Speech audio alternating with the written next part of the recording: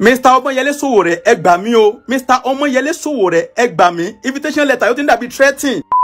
Yorùbá ní iṣu atẹnumọ́rọ̀ kì í jóná tó bá ti dìgbà tiẹ̀ kó o dákẹ́. First invitation letter tí wọ́n send sí mi ní 23 of April 2026. Lọ́yà mi reply wọn. Ó send letter padà sí station yẹn Alágbọ̀n police station yìí pé ta ni ẹni tó competition against client òun. Wọ́n dẹ̀ acknowledge letter yẹn. Wọ́n ò reply wá di sin lẹ́yìn ìgbà tí wọ́n acknowledge letter yẹn tán. Ọjọ́ kẹta sọ́jọ́ yẹn ni Saheed Shittu wá pè pé okay òun ni òun wà ń díẹ̀ ipe òun lòun competition. Ṣé àkọ́kọ́ nìyẹn ká ní mo yọjú náà ni ọ̀tọ̀ ni tí mo máa bá lọ ọ̀tọ̀ ni tó máa yọjú. Saheed Shittu sọ pé òun lòun kọ letter yẹn gbogbo ayé lórí. Fine. Ẹni tó wá jẹ́ ọ̀rẹ́ Alhaji Saheed Òṣùpá wọ́n pe Saheed Shittu pé kó jáwọ́ ń bẹ̀ kó kó ń bẹ̀ kó kó lórí ẹ̀ ipa àwọn ọ̀ràn ńṣẹ́.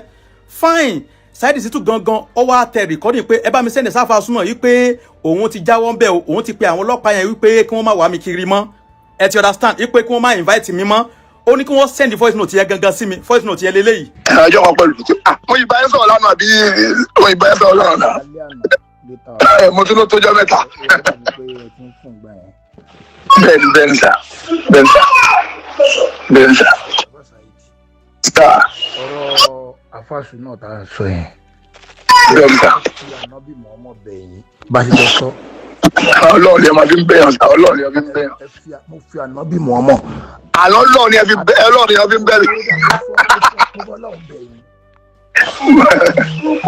Ẹ fi ọ̀rọ̀ ọmọ yẹn lẹ̀ gẹ́gẹ́ báyìí sọ. Ẹ má ṣe kankan pẹ̀lú ọ̀rọ̀ ọlọ́pàá yẹn mọ́. Ẹ lọ terminate case yẹn. Èmi àti ẹ ti sọ̀rọ̀ láàárọ̀ yìí. Ó rò pé tẹ́lẹ̀ bóyá ó rò pé àwọn Saheed àbúrò náà ló fẹ́ mú un. Tẹ́lẹ̀. Bíbù Òṣùpá ń béèrè lọ́wọ́ mi pé àbí mi ni mo lọ fìbínú ṣe lẹ́yìn àbí kan bó ṣe ìdásí bí ànábì kí o ṣe ìjọba lọ́wọ́ ara yín because lọ́kàn ti tiẹ̀ Òṣùpá ló fẹ́ mú un. Òun ló challenge mi sá. Ó challenge mi ní ẹgbẹ́ okay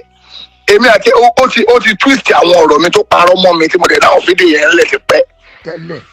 Tẹ́lẹ̀ tipẹ́tipẹ́ tèmi ní kéèsì pẹ̀lú ẹ̀. But Dr. Alifani ti dì mí mú lọ́wọ́ pé no gbogbo ohun tó ti ṣẹlẹ̀ ti lọ ní ẹ̀kí ń gbójú ń bẹ̀.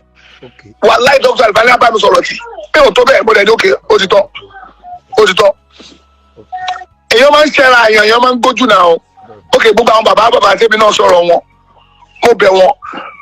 wọ́n gbójú kò ń bẹ̀ mi ò níjà pẹ̀lú anybody wọn mi ò bàbá mi náà jẹ́ gbogbo àwọn afáwa náà jẹ́. Bẹ́ẹ̀ni ẹ̀rọ pé iná pè mí gbà yẹn pé kì í gbójú ń bẹ̀ pé kì í make apology fún wọn. Ok ìyẹn dẹ̀ ti lọ bẹ́ẹ̀ dókítà ti bá mi sọ̀rọ̀ pé kí n gbójú kò lọ bẹ́ẹ̀ mo ti gbójú kò bẹ́ẹ̀ ọ̀rọ̀ ilé wa ṣẹlẹ̀ mi ò bàjá mo kọ advice ẹ̀ gbogbo àwọn ẹni tó ń bàjá yìí tó bá fẹ́ bọ́ ọlọ́pàá mú tó bá fọ́ ọlọ́pàá lé ẹ̀ mú kọ́ tó bá mú ẹ̀ ń kọ́ fún tó ṣe yọ̀rọ̀ ló dà ọ̀hún mọ̀gbọ́n ló dà ní tí mo sọ nìyẹn o bí ṣe pé táwọn orí pé ọba mú un kí ló gbọ́dọ̀ pàtì mú wá kẹ́kẹ́kẹ́kẹ́ ní kọ́mọkọ́mọkọ́mọ. ok mo rí fídíò yẹn nínú fídíò tó ṣe pé tí àmì ọlọ́run àti báwo bára. hello. Mo ń gbọ́ yín sá. tí Saheed Òṣùpá àtàmì ọlọ́run ò bá mú un pé Saheed Shittu mo challenge nǹkan tó wá dá ok. tó ṣẹlẹ̀ nìyẹn. Àṣọ ti yẹ yín sìn. Ó wá ní òun challenge mi wọn lọ́wọ́ kí ó challenge mi máa fi change bá àwọn ọlọ́pàá ìṣeré wọn á dẹ̀ lé ẹ mú. Màá dẹ̀ láàmú díẹ̀. But irú yín mi ò tó bẹ́ẹ̀ kí irú yín bá mi sọ̀rọ̀ pé kí n gbójú kò mi kan kí ló wà ń bẹ̀ kí ni fẹ́ fi mú ẹ̀ ṣe. Èmi ò ní ìdí nǹkan kò ní nǹkan kan tí bá mú kí ni fẹ́ ṣe fẹ́ kó lọ ṣẹ̀wọ̀n. Ọmọ ìyá mi ń na mi ò jẹ́ kó lọ ṣẹ̀wọ̀n náà but àwọn ẹni tó ṣẹ̀ kó lọ bẹ̀ wọ́n. Wọ́n lè ní kàn ń tẹ̀ láti bá sọ pé ó ní ìdí gbogbo ọ̀rùkú tó ń fà yìí. Mo tí mo sọ gangan nìyẹn. Bọ̀ nígbà yẹn ti bá mi sọ̀rọ̀ látàlú àtàlẹ́ àná yẹn gangan mo ti pe àwọn ọlọ́pàá tí mi mọ̀ tí mo ní pé ẹ sílẹ̀ jàre. Èmi ò bá jà èmi ti gbójú bẹ̀ fún un mo ti gbójú bẹ̀. Èmi ò bá jà ẹ lè bẹ́ẹ̀ ṣe pẹ̀lú látàlú yẹn gangan tí mo sùn lọ́dọ̀ àgbọ̀gbà. Ìrẹ́gbọ̀n yìí máa pè mí gbà wá máa ní orí mi tán lọ́lẹ̀ irọ́. ayé ò lè tó bẹ́ẹ̀ náà nísìnyí nǹkan màá tún wà pé filẹ̀ kọ́ filẹ̀ mi ò wàláì tàláì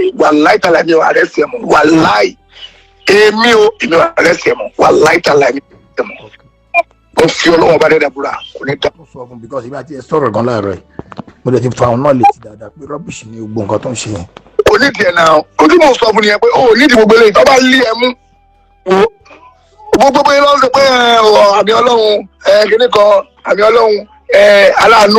òun ló ṣe kìnnì òun tí a láti sọ pé bóyá òun ló ṣe kan fún o ní ìdìbò gbélé máa so ní proof ni o kàn lórí assumption ló wà. mo rí fídíò yẹn gbà yẹn torí ọlọ́run o ní proof náà o tí mi sọ ni o tún sọ̀rọ̀ ti tó ṣùpá o ní bóyá máa yìí náà o borúkọ wọn jẹ́ nìtúmọ̀ ẹ̀ náà o tí mi tí a jẹ́ kó ọ̀dà sáàdì ni ọmọ ẹni bá mi sọ̀rọ̀ òtítọ́ wà láì òtítọ́ ọlọ́ọ̀bì mi ò ní o. ọlọ́run àpọ̀ ògbó yín lé. mi ò àrẹ́sì ẹ̀ mọ́ wà láì mi ò àrẹ́sì ẹ̀ mọ́. ẹ ṣe mo appreciate. ọ̀rẹ́ ìsà ẹ sọ fún ẹ pé ẹ lè pé ẹ sọ pé mo sọ bẹ́ẹ̀ even voice kí lórúkọ ẹ lè sọ fún tó bá yẹ pé torí ẹ bá sọ pé mo sọ pé mo bàjá mọ́ pé ẹ ti gbójú ń bẹ̀ fún ẹ bá tiẹ̀ lọ mo wá lè bá kí lè rí sà. ẹ bá mi ẹ lè send voice mi òun ẹ ti forgive ẹ mo lè send ẹ sí pé ẹ ti ní káwọn ọlọ́pàá yẹn fi gbogbo kínní ẹ lẹ. ẹ wo fóònù mi yìí mo bẹ́sẹ̀ pé mi mo rìkọ́dù yìí màá send rìkọ́dù yìí fún yín. mo mọ̀ rìkọ́dù yìí ni ò torí mi ò mo mọ̀ pé bẹ́ẹ̀ ṣe ń ba bẹ̀rẹ̀ lánàá ẹ̀ tí mo ti gbójú mo tún wò pé bóyá àbí bákọ̀bákọ̀ bọ̀ tí màá pé àwọn pípọ̀ ó ti pa àwọn ẹ̀ lánàá ọ̀tà náà ò tẹ̀tẹ̀lẹ̀ o màá tún wá tún wọn pè é sìn kọ́ gbójú lọ pátápátá wà láì. ẹ fàfà sùn ọlẹ torí Ọlọ́run Ọlọ́run ló mọ bó ṣe ń ṣe gbogbo nǹkan ẹ filẹ̀. ẹ má wọrí. mo ti sọ fún ṣùpá náà mo ti sọ fún ọlọ́run pé kí wọ́n gbàgbé everything. àìsà kó bẹ̀ máa pe àwọn pípé yẹn padà láìpẹ́ yìí sìn bọ̀ máa lè send voice ẹ̀ sìn àbáfin náà ní ọbẹ̀ ẹja mọ́ o mo ti gbójú ń bẹ̀ o ní o wọ́n ti àwọn tó lè dì mí lọ́wọ́ náà lọ dì mí lọ́wọ́ yìí pé kí n gbójú ń bẹ̀ ní ọbẹ̀ ẹja mọ́ o. ẹjọ́ tó yà náà bí mo ọmọ torí Ọlọ́run. irú yóò tó bẹ́ẹ̀ láti pè mí pé àbáṣá yìí di kí ló ń ṣe náà láyé ẹ kéré nu ayé náà. ojú pé Ọlọ́run appreciate Ọlọ́run apọ̀ yín lé. ọ̀rẹ́ ìsà. ṣé bá send kìíní ẹ̀ ṣé mo lè send ẹ̀ sí. ẹ sẹ́ǹdì ẹ̀sìn náà ni mà ẹ sẹ́ǹdì ẹ̀sìn kọ́kọ́ ẹ̀fí balẹ̀ pé mi ò mi ò lé mọ́ mi ò bàjá mọ́ mi ò fọlọ́pàá mọ́ wà láì. ọ̀rẹ́ ìsà. ọ̀rẹ́ ìsà. wọ́n tún wá send another invitation letter mi lọ́n the 27 on the 28 gangan lọ́dọ̀dọ̀ tèmi wọ́n tún send ẹ̀ sí mi ní WhatsApp ẹni tó ń send invitation sí mi ní WhatsApp tó jẹ́ ọlọ́pàá mo tún mẹ́sẹ̀gì ẹ̀ padà ẹni yẹn ò reply mi dàárọ̀ yìí lẹ́tà tí lọ́ọ̀yà mi náà kọ sí station lẹ́yìn ìgbà tí wọ́n acknowledge ẹ̀ tán wọn ò reply lọ́ọ̀yà mi náà dì sí wípé ta ni ẹni tó kọ petition against the client òun wọn ò reply wá dì sí èmi náà ní WhatsApp mo reply mẹ́sẹ̀gì ọlọ́pàá yẹn ní WhatsApp wọn ò reply mi dì sí mi ò assure wípé Alágbọ̀n police station wọ́n máa ń pa ọ̀rọ̀ yìí torí pé lẹ́tà tí lọ́ọ̀yà mi kọ sí wọn wọn acknowledge ẹ̀ wọn ò reply ẹni tó ń send invitation letter sẹ́mi náà ní WhatsApp mo mẹ́sẹ̀gì wọn pé mi ní èèfòfin ṣeré ṣùgbọ́n ẹ jẹ́ ká mọ ẹni tó ń kọ petition against mi kí ni wọ́n ní mo ṣe àwọn náà ò reply mi dì sí i ayé dẹ̀ ti gbẹgẹ́ in tó ṣẹlẹ̀ ó ti ṣẹlẹ̀ sí mi rí bíi 3 years ago bẹ́ẹ̀ ni màmá tí mo bá ṣe ambassador lọ́ọ̀yà rẹ̀ pè mí pé kí n má bínú kí n jọ kí n jẹ́ ká yanjú òun ní lọ́ọ̀yà màmá yẹn lọ́dún náà lọ́hùn mo gbà sí lẹ́nu gbogbo fídíò tí mo post ń gbà yẹn mo delete gbogbo ó ní kí n delete ẹ̀ mo á delete ẹ̀ wọ́n á ní kí n mú time kí n mú ọjọ́ ká wá pàdé ká ṣe meeting pẹ̀lú òun àti màmá yẹn a wá fi meeting point sí Lagos Island ṣe nígbà tí mo débẹ̀ tán pẹ̀lú Ọlọ́run ní kí n mú lọ́ọ̀yà lọ́wọ́ bí àwọn ọlọ́pàá ṣe dé bí mo ṣe wá arrest mi lọ́dún náà lọ́yìn rẹ̀ bí ó ṣe wá arrest mi nìyẹn ó ti ṣe mí rí ẹ dákun ta ló kọ petition against mi kí ni wọ́n ní mo ṣe first invitation letter Saheed Shittu pé òun ni ó dẹ̀ sọ pé òun ti jáwọ́ ta ló wá send ilé tí ò lè forúkọ ẹ̀ sí gbogbo àwọn àgbààgbà ilẹ̀ Yorùbá wọ́n forí korí wọ́n fi kùnlùkùn wọ́n ní kí n ṣe apology video mo ṣe kínní ìkejì ìkẹta mo ní ẹ má bínú o tó bá jẹ́ pé àwọn yẹn náà ni wọ́n sì tún bínú ẹ jẹ́ ká mọ̀ pé yín ni kí n dẹ̀ yẹjú sí station pẹ̀lú lọ́ọ̀yà mi ayé ti gbẹgẹ́ station kìí ṣe pé wọ́n ṣèkó mọ́ ń bẹ̀ wọn ò dẹ̀ sòkó àgbà ń bẹ̀ pé wọ́n invite ẹ ta ló invite mi sí station ta ló kọ petition against mi kí ni wọ́n ní mo ṣe kẹ́ẹ̀dẹ̀ sọ pé ẹni báyìí ni kí n dẹ̀ mú lọ́ọ̀yà mi lọ kí n dẹ̀ máa bọ̀ very simple. Mr. Ọmọyẹlé Sowore ẹ gbà mí o Mr. Ọmọyẹlé Sowore ẹ gbà mí invitation letter yóò ti ń dàbí threatening àwọn course náà ń pè mí tí wọ́n ń threatening mi I don't know ó ti dàbí threatening báyìí Ọmọyẹlé Sowore ẹ jọ̀ọ́ ẹ bá mi táàgì wọn ẹ bá mi táàgì wọn ẹ bá mi táàgì wọn iṣu atẹnumọ́rọ̀ kì í jóná orílẹ̀-èdè lájọ wa gbogbo wa adẹ̀ngbọ́n tó ń ṣẹlẹ̀ lọ́tún lọ́sì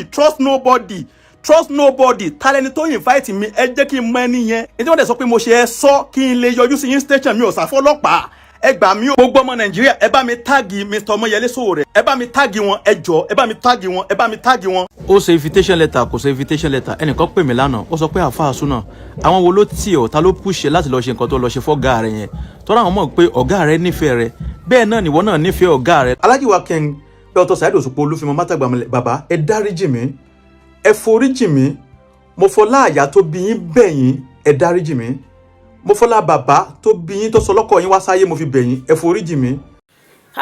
ẹ̀yin èèyàn mi ibo ni ọ̀rọ̀ àáfàá súnà àti Saheed Òṣùpá fẹ́ já sí báyìí o kò tí ì yé ẹnikẹ́ni nítorí pé lọ́tún lọ́sì ni àwọn ọlọ́pàá fi ń wá àáfàá súnà kiri bẹ́ẹ̀ làáfàá súnà kọ̀ ni ò yọjú sí wọn ó dẹ̀ ń ṣe fídíò káàkiri lórí íńtánẹ́ẹ̀tì ẹ wò ó mi ìfẹ́ gbà yín lákòókò jù torí mo fẹ́ kẹ́yìn náà wo fídíò ìkẹ́tún rí nǹkan tó ń ṣẹlẹ̀ sí àáfàá súnà lọ́wọ́lọ́wọ́ látàrí nǹkan tó ń ṣẹlẹ̀ láàrin òun àti Saheed Òṣùpá bẹ́ẹ̀ ṣe wá bá mi wo fídíò yìí ẹ máa bá mi like ẹ máa bá mi share ẹ máa comment ẹ̀yin tí ẹ ti subscribe ẹ jọ̀ọ́ ẹ make sure pé ẹ subscribe sí channel yìí ọ̀fẹ́ ní subscription kò ná yín lówó kò ná yín ní extra data ọwọ́ tẹ dẹ̀ fi ń subscribe ẹ̀ ní fi gbọ́mọ sí ẹ̀ ní fi gba lẹ́tà àbànújẹ́ nǹkan orí nǹkan àrẹ̀lẹ̀ máa fọwọ́ yín ṣe lágbára Ọlọ́run thank you. invitation letter kò ṣe invitation letter ẹnìkan pè mí lánàá ó sọ pé àáfàá súnà àwọn wo ló tì ọ́ ta ló pùṣẹ láti lọ ṣe nǹkan tó lọ ṣe fọ́gá rẹ yẹn tọ́ra àwọn mọ̀ pé ọ̀gá rẹ nífẹ̀ẹ́ rẹ bẹ́ẹ̀ náà nìwọ náà nífẹ̀ẹ́ ọ̀gá rẹ ló fi jẹ́ pé ẹjọ́ máa ń sọ àwọn ọ̀rọ̀ ìkọ̀kọ̀ mo wá rẹ́rìn mo ní sí mo jẹ́ ọmọ àgbékọ́rùn lóko tẹ́nìkan mọ̀ tì nígbà tí ọmọọṣẹ́ bá ní àwọn ìdojúkọ àwọn ìṣòro táwọn ọ̀gá téèyàn forí ṣe fọrùn ṣe fún tí wọn ò ṣe kíni tí wọn ò kúnyàn lọ́wọ́ tọmọ tó wá ń bá tirẹ̀ lọ pé àjùmọ̀ bí ọ̀kan tàánú ẹni tó náà wọ́n bá rán sí ni ní ṣe ni lóore kọ́gà bẹ̀ tún wá pé gbogbo àwọn olórí àwọn aláàánú ipe mo mọ̀ pé ẹ fẹ́ ṣe láàánú kan lẹ́nu ọjọ́ mẹ́ta yìí ẹ má ṣe ẹ má fún ṣé kò tó nǹkan tó ń da orí ènìyàn rú tó jẹ́ pé èèyàn gan lè ya wèrè ẹ jẹ́ ká rò dáadáa lórí ọ̀rọ̀ ti invitation letter fún gbogbo ẹ̀yin tẹ́ ń kọ́ndẹ̀mù pé àáfàá súnà lọ yọjú sọ́lọ́pàá ọlọ́pàá ń pè ọ́ lọ yọjú yìnyín sọ pé mi ò yọjú o bẹ́ẹ̀ ni mi ò sọ pé n ọ̀nà invitation letter tí àwọn ọlọ́pàá sẹ́ndì sí mi àmọ́ tí mò ń sọ tí ò yá àwọn ènìyàn tó sì wà nínú lẹ́tà tí lọ́ọ̀yà mi kọ padà sí police station ni wípé gbogbo ọmọ Nàìjíríà orílẹ̀-èdè ló wà entitled sí fundamental human rights especially right to freedom of hearing ohun tó túmọ̀ sí ni wípé ẹni tẹ́ ẹ bá sọ pé ó ṣẹ̀ ẹ máa ṣàlàyé ẹ̀ṣẹ̀ tó ṣẹ̀ fún ẹ dẹ̀ máa sọ ẹni tó sọ pé ó ṣẹ̀ òun ẹ máa sọ fún un ẹ wà ní ìwọ náà wàá sọ tẹnu ẹ ẹni tó ṣẹ̀ léléyìí ẹni tó sọ pé ó ṣe léléyìí ìwọ náà wàá sọ tẹnu rẹ kọ́ńtẹ́ǹtì lẹ́tà tẹ́ ẹ sẹ́ndì sí mi kò ṣàlàyé ẹ̀ṣẹ̀ tẹ́ ẹ sọ pé mo ṣẹ̀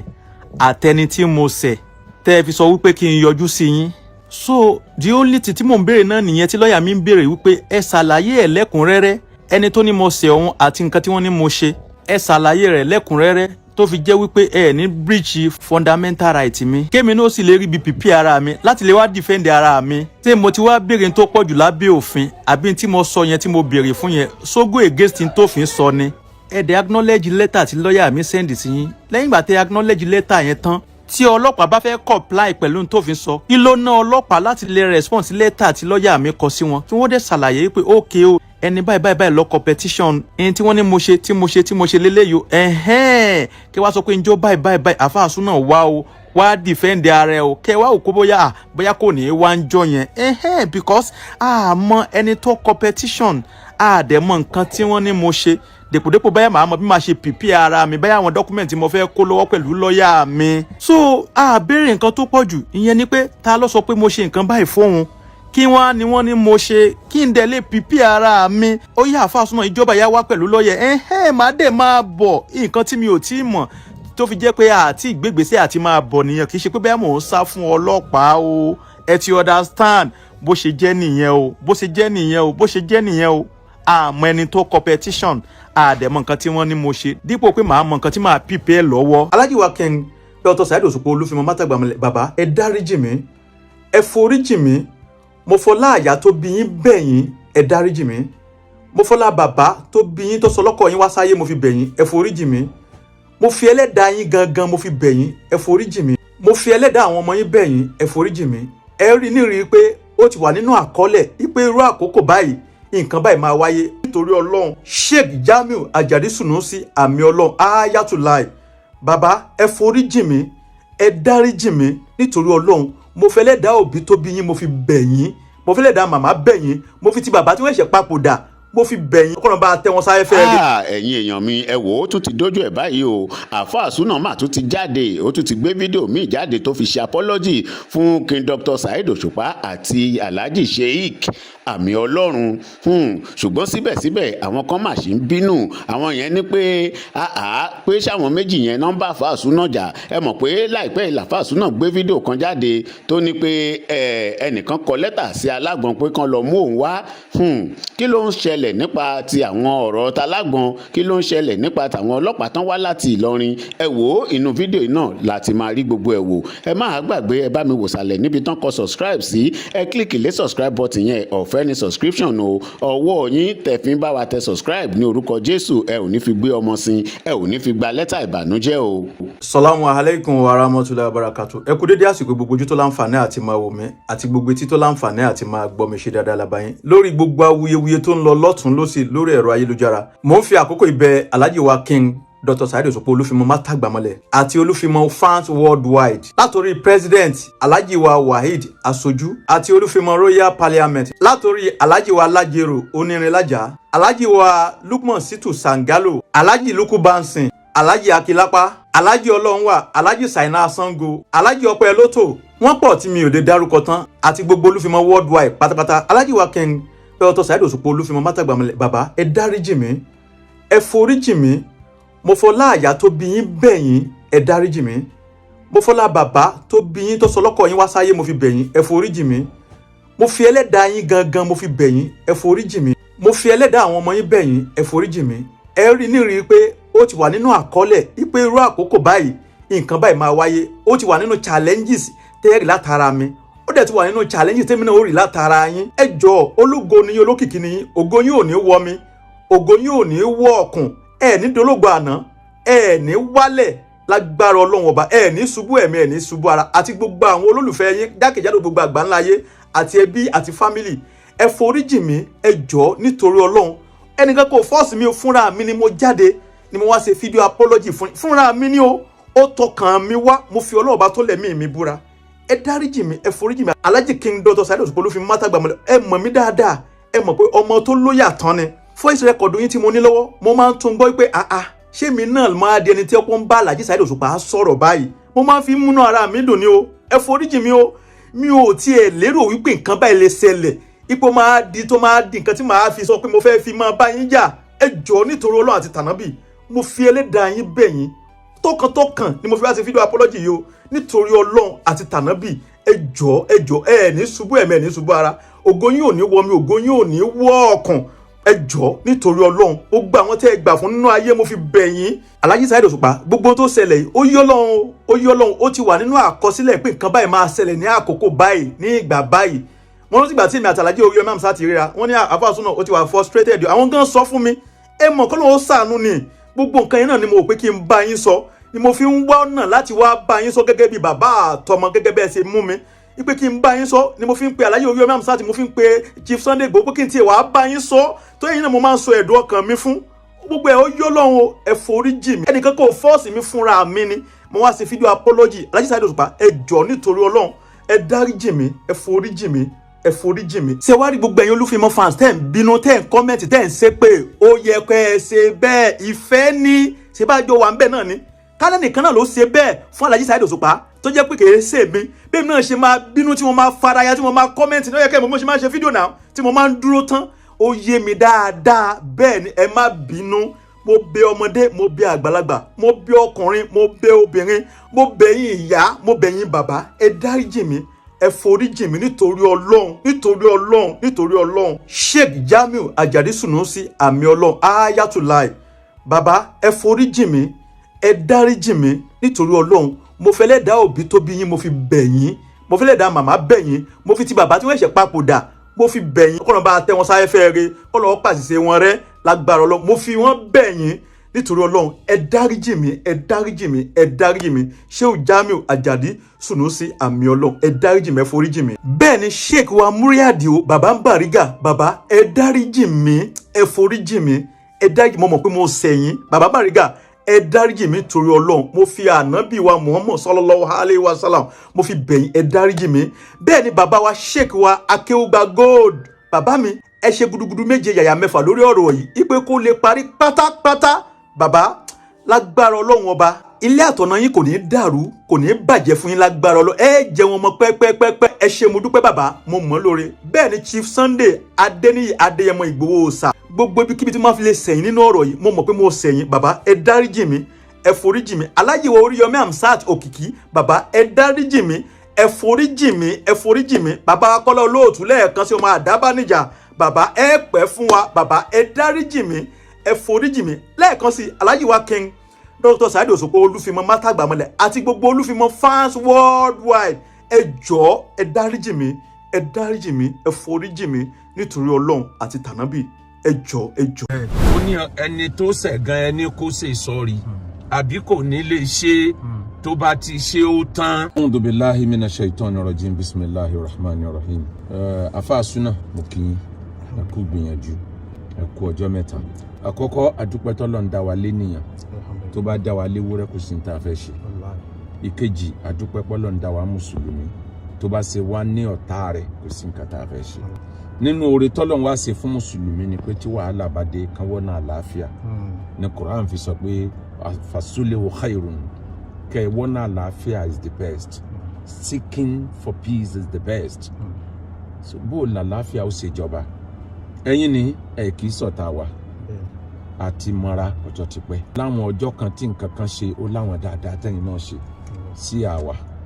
tí wọ́n bá wá rí i pé wàhálà ń ṣẹlẹ̀ gẹ́gẹ́ bí mùsùlùmí èèyàn ò gbọ́dọ̀ wòran pàápàá jùlọ lọ́dọ̀ àwọn tí wọ́n jẹ́ bí adopted father fún yín sórí náà ọ̀rọ̀ tí mo bá ṣe Jamiu àmì Ọlọ́run sọ mo gbọ́ pé ẹ gbé ọ̀dọ̀ wọn fún ọdún 9 rí àbọ̀dún 7 kódà mo gbọ́ yí pé ẹrú Ọlọ́run tó wá jẹ́ aláàánú yín lénìí wọ́n lẹ́ẹ̀ mọ̀ ẹ sì mọ àwọn àti ẹ̀ náà pọ̀ tẹ́lẹ̀tẹ́lẹ̀ tó túmọ̀ sí pé ó ṣeé ṣe kó jẹ́ pé tú àwọn lẹ́ fi mọ ẹrú Ọlọ́run yẹn. mo wá mọ Alhaji Saheed Òṣùpá náà gẹ́gẹ́ bí olólùfẹ́ mi tipẹ́tipẹ́ over 20 years ago ńlá tíjọ wà. mo mọ Alhaji Saheed púpọ̀ mo mọ̀ pé ní tí àníyàn rẹ̀ fúyẹ́ ni bẹ̀tẹ̀ nìkan ní tẹ́gbẹ́ tó bá rí nǹkan tó bínú abínú wúruwúruwúruwúru kì í ṣẹni tó máa ń dìyàn sínú. bẹ́ẹ̀ bá l'opportunity àti bá àwọn tí wọ́n ló kọ nínú ayé rìn Àfáà Súnà oríire ni mo ṣe wáàsí kan of recent tí mo sọ yìí pé nǹkan 4 lèèyàn máa ń gain lára olówó kì í ṣowó nìkan ń bẹ nínú èèyàn tẹ́ bá rìn láyé tó jẹ́ pé ẹ ní gain owó lárí lára ẹ̀ connection lẹ́ gain ń bẹ nínú èèyàn tẹ́ bá rìn tó jẹ́ pé ẹ kàn máa forúkọ ẹ̀ dẹ́rù bá àwọn ọ̀tá yín ni nísìnyí bẹ́ẹ̀ náà àwọn èèyàn tẹ́ bá rìn tó jẹ́ pé ẹ kàn máa fi orúkọ ẹ̀ ẹ máa fi jàmàlà òórùn ọbẹ̀ rẹ̀ lẹ́ẹ̀fì máa jàmàlà gbogbo nǹkan kọ́ lówó gbogbo nǹkan kọ́ ni pé lágbájá ṣe fún mi Ọlọ́run tó dáhùn kálukú ó ti kádàrá bá ṣe rìn bí báwọn èèyàn yìí rìn bí ìgbà téèyàn bá electric rìn ní nínú ilé electric tí ń bẹ nínú ilé wa yẹn ó lè fún èèyàn ní ìmọ́lẹ̀ ó dẹ̀ lè ṣọ́ọ̀kì èèyàn téèyàn bá mi sàǹdù rẹ̀ ẹ ti báwọn èèyàn yìí rìn ẹ ti rí ìmọ́lẹ̀ Ọlọ́run ló ó ti wà náà àkọsílẹ̀ kádàrá òun kálukú àti táìmù tó rí òde bí àsìkò yẹn ò bá tó tí gbogbo ayé yìí bá ń kó bílíọ̀nù fún yẹn ò lè rọ́nà àti lọ. Orí Ọlọ́run ó máa ń deal pẹ̀lú time kí wàá lọ́nà àbáyọ tálàáfíà ò fi jọba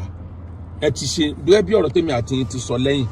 gbogbo ń tẹ́ ẹ ṣe èyí tó burú jù bẹ́ẹ̀ ò ní pẹ́ gbé voice message jáde òfin Nàìjíríà wà láwọ̀ ẹ̀ Ọlọ́run tó dá wa gan wà láwọ̀ rẹ̀ ẹni tó tú àṣírí ànábì níjọ́sí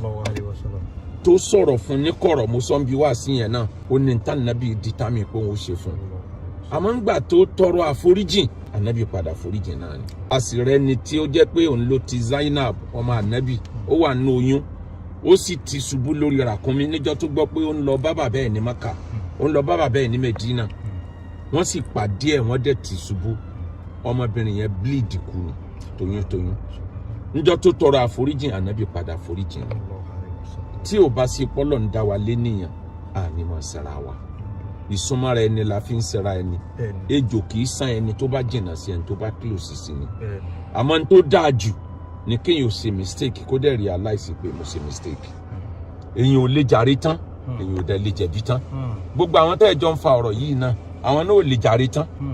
ẹ̀yin náà ò lè jẹ̀bi tán yóò níbi tó ń kálukú kù sí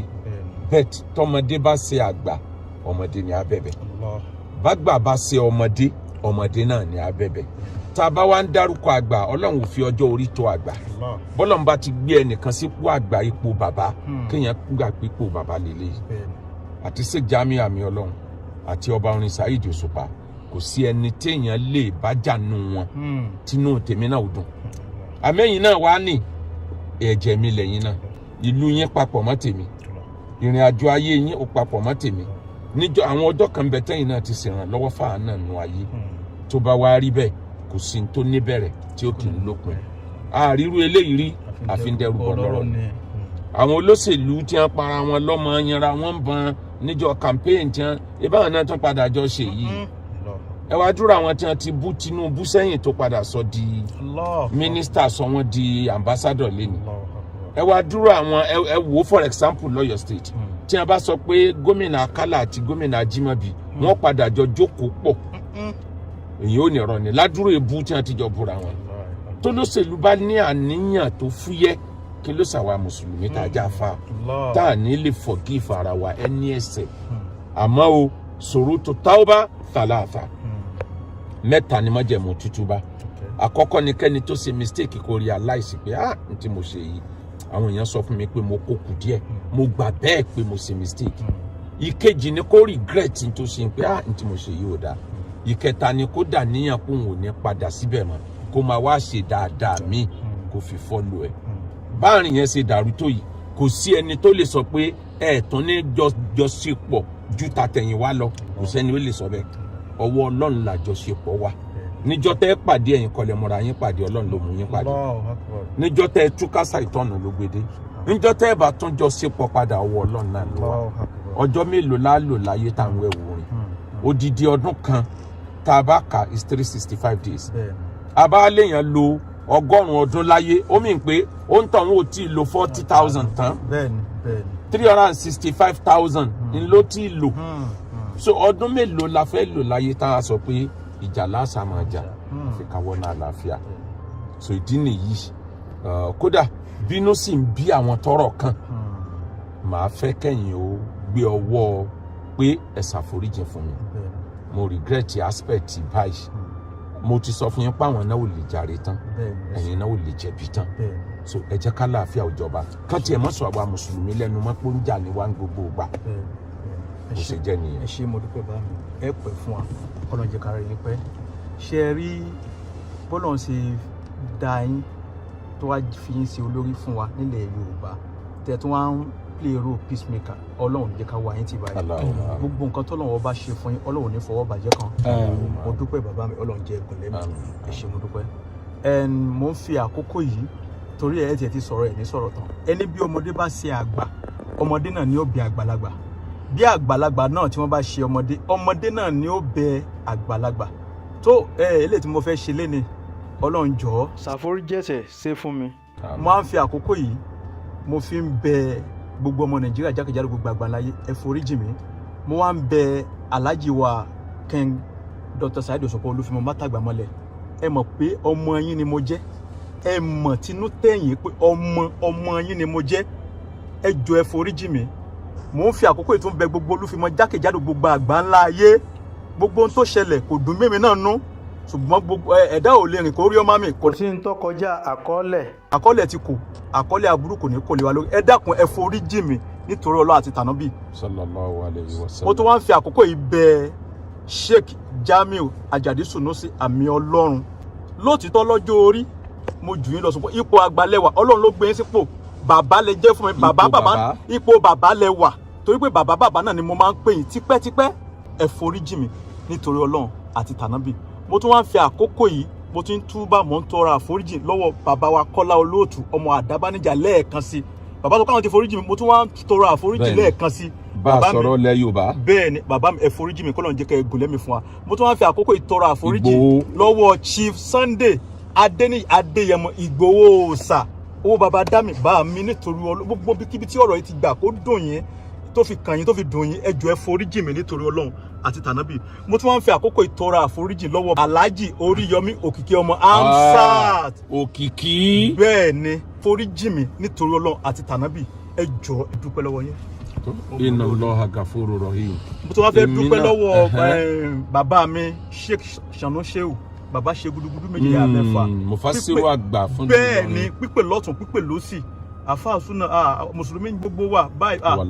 mo dúpẹ́ lọ́wọ́ kọ́lọ̀ jẹ́ ká rí yín pẹ́ bẹ́ẹ̀ ni. bẹ́ẹ̀ ni mo tún dúpẹ́ lọ́wọ́ Sheikh Habib Babalagbaji ẹ ṣé mo dúpẹ́ àti gbogbo àwọn tó pè mí pátápátá jákèjádò gbogbo àgbáńlá ayé ẹ ṣé. tó ní parí àti ní kókó ẹ ti tọrọ àforíjì màá lo ọ̀pá orin kan fún Haji Saheed Òṣùpá màá lo ọ̀pá orin kan fún Sheikh Jamiu Àmì Ọlọ́run tí Alhaji Saheed Òṣùpá tí mo fẹ́ lò tí mo dẹ̀ fẹ́ kán tẹ̀lé gẹ́gẹ́ bí ẹni tọ́lọ́run ti gbé sípò àgbà èèyàn àgbà nǹkan mọ́ra ni ẹ gba ẹ̀gbìn yìí mọ́ra ni o torí ibi tẹ́ ń lọ tẹ́ ẹ tí ì dé ibi tẹ́ ń lọ sí pọ̀ o tẹ́ bá lẹ́ẹ̀mọ́ jùkò lójú ọ̀nà òkú ọ̀tàn kéèyàn tó débi téèyàn lọ kí ni nǹkan tí mo fẹ́ lò ni pé Saheed Òṣùpá náà ló ti sọ o torí ọ̀rọ̀ Saheed Òṣùpá bí ìgbà tá à ń mú dictionary ni ó ní ẹni tó ṣẹ̀ gan ẹni kó ṣe sọ́ọ̀rì àbí kò ní lè ṣe tó bá ti ṣe ó tán gbàmígbàmí lèèyàn ń gbà wọn ìgbà mẹ́sẹ̀ mẹ́rù ẹni òyìnbó fẹ́ràn ló máa ń lọ sàtìmọ́lé tó bá ti wá sóbà ó máa jáde láti mọ́lé àfàìwá sóbà ó máa pẹ̀lẹ́ wọn bí ọ̀bọ. èmi náà bẹ̀bẹ̀ mo fi àjọṣe wa mo fi bẹ̀ yín mo fi ọ̀rẹ́ yín pàtàkì olólùfẹ́ yín gan àwọn méjì mo fi bẹ̀ yín mo fi Alhaji Pasuma Alhaji wa ọ̀gá ńlá Pasuma mo fi bẹ̀ yín gbogbo ẹbí Olúfìmí àti gbogbo ẹbí ọ̀gá ńlá ẹ má bínú nítorí Ọlọ́run àti Olúfìmọ̀ Royal Parliament Olúfìmọ̀ Royal Parliament ẹ má bínú mo fi Ọlọ́run bẹ̀ yín látòrí president nítorí ibi tí Alhaji Saheed ń lọ bàbá ń Bariga ẹ má bínú bàbá ń Bariga èèyàn mi pàtàkì ẹ má bínú ẹnì kejì tí mo tún wá fi bẹ̀ yín lẹ́yìn tọ̀gá ńlá mo fi Alhaji Saheed ìbílẹ̀ mo fi bẹ̀ yín mo fi Alhaji Saheed ìbílẹ̀ mo fi bẹ̀ yín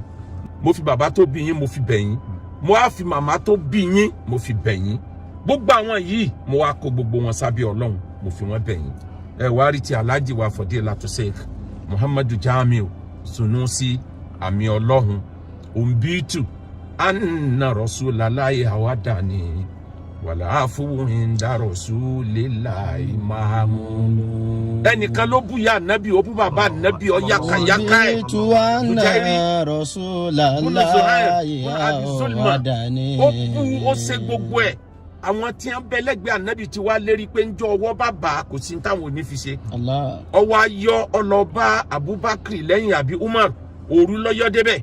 wọn á mú déwájú ànábì ọwọ́ pé ẹni tí ń tijú ló mú lẹ́yìn wá everybody káwó kèní pé Umaru lọ́mọ tẹ̀lé débi kò sẹ́ni ó lè fọwọ́ kàn mọ́ gẹ́gẹ́ bí ẹ̀sẹ̀ tijú tèmi náà orin àkọ́kọ́ tẹ́ni ẹ̀ wá kọ òun náà lọ́kọrin bú ànábì òun náà ló wá sọ pé òun bí tù. anna Rasulallahi àwọn yẹn yìí fọ́n mi pé ànábì ti ṣàdéhùn yà fóun o àmọ́ mo mọ̀ pé wàlẹ́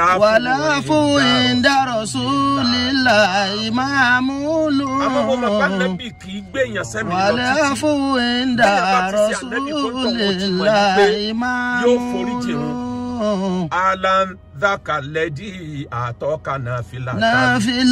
Kùránù fi àmọ̀ wá ẹ̀sùn wà tẹ́ fún sí lóun Kùránù fi àmọ̀ wá ìdùn wà tẹ́ fún sí lóun. Sheikh Jamiu Àmì Ọlọ́run gbogbo tí mo kà yìí ó ti yé yín jù bẹ́ẹ̀ lọ ẹ jẹ́ ká fi gbogbo ẹ̀ lé Ọlọ́run lọ́wọ́ àní rísà ìtàn mọ́ gbogbo àgbáyé èmi náà tọrọ àforíjìn lórúkọ àáfàá súnà ẹ jẹ́ kọ́rọ̀ yọ tán ẹ jẹ́ káwọn tí a fẹ́ fi méèkì owó lórí íńtánẹ́ẹ̀tì kan tó wá bò míì lọ Ọlọ́run ṣàánú gbogbo wa o àwọn àtúnṣe tó bá tún kù lẹ́yìn èmi á rí olóyè Sunday Igboho màá rí Àgídìgbò First FM Alhaji Oríyọmí Hamzat màá dẹ̀ rí olóyè Sunday Igboho àwọn méjèèjì yẹn màá wá fà wọ́n mọ́ Alhaji wa Saheed ìbílẹ̀ kan jẹ́ kọ́rọ̀ yìí ó tán kan ṣiṣẹ́ tó kù lábẹ́ ẹ̀rí tí bàbá wa Alhaji wa Sanusi àmì ọlọ́run alhamdulillah onímọ̀ ni wọ́n alaharifu billahi ni wọ́n àwọn tí gbọ́rọ̀ ọlọ́run yé jù bẹ́ẹ̀ lọ subhana rabbika rabbil izzati amma yasifun wa salamun ala al mursalin walhamdulillah.